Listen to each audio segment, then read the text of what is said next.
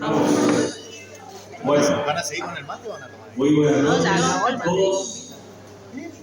Maiteí, Maella Pape de Bujaré, le tengo un saludo especial.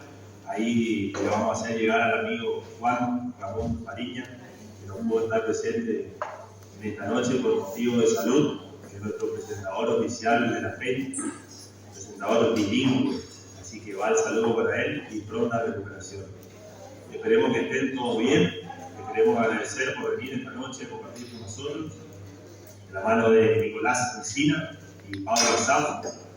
Así que vamos a arrancar esta noche hermosa, cálida. Esperemos que disfruten de la comida y de la música. Arrancamos con el cangrejo.